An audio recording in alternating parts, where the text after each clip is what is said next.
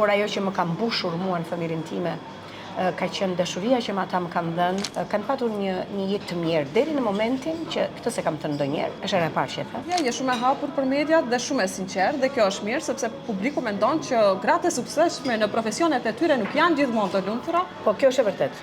Kam pasur shumë probleme në jetën time. I kam përmendur, i kam folur.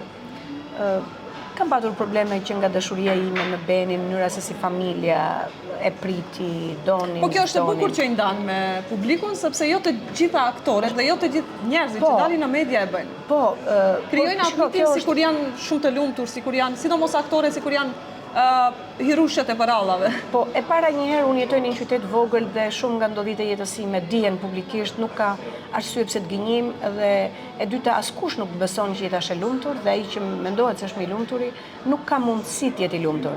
Sikur vetëm ti jesh dhe ti jesh komplet i realizuar, pa patur asnjë burr, asnjë familje, asnjë fëmijë, asnjë punë, asnjë përgjegjësi, edhe vetëm ti jesh do të kesh probleme. Shëndeti diku të ngacmon, mënyra të jetuarit diku të ngacmon, nuk jemi gjithmonë me fitime financiare të mira që të realizojmë ato që ne duam në jetën tonë. Dhe si thot populli shtrim këmbët sa kemi organin. Përpiqemi të punojmë dhe të bëjmë aq sa mundemi për të kënaqur veten. Unë kam patur një fëmijëri të mirë, duhet ta them, sepse mami dhe babi janë martuar me dashuri dhe kanë patur një jetë të mirë deri në momentin që këtë se kam thënë ndonjëherë, deri në momentin është era e parë që e them, që ne u bëm adoleshent. Dhe kur ne të 3 fëmijët hymë në adoleshencë, kishim nga 2 vjet diferencë dhe gati ishim të tërë adoleshent, të 3, filluan problemet. Filluan dashurit tona, filluan disa veset vogla, diku vllai, diku unë, diku motra një dashuri. Na u arrestuan 2 xhaxhallar, kishim biografi të keqe, dashurit edhe motrat e tjerët me shumë sakrifica familjet s'pranonin, se ishte biografia në mes në ato vite.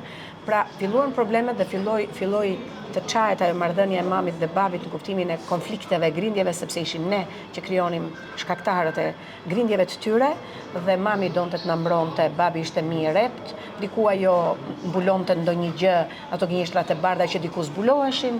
Unë fillova të pi cigare, vllai më mbulonte cigaren, babi nuk e pranonte. Filluan grindjet me vllajin, se ai babi ishte i zgjuar shumë dhe kuptonte çdo gjë, nuk ja hidhje dot për asgjë. Por ajo që më ka mbushur mua në familjen time ka qenë dashuria që ata më kanë dhënë, edhe motra dhe vllai, edhe babi me mamin, por më së shumti kultura e babit tim. Babi lexonte shumë.